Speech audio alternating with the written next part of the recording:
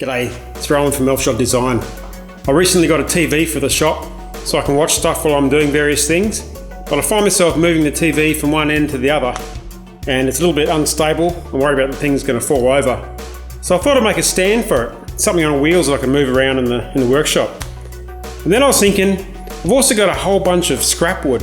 You know, the stuff you decide to keep from each project and you think you're going to use the bits one day and it just goes into a big bucket of crap. I've got a few of those, like this and this and this. So I'm going to make a caddy on wheels that has the TV on top and the scrap wood in the middle. Let's go and have a look.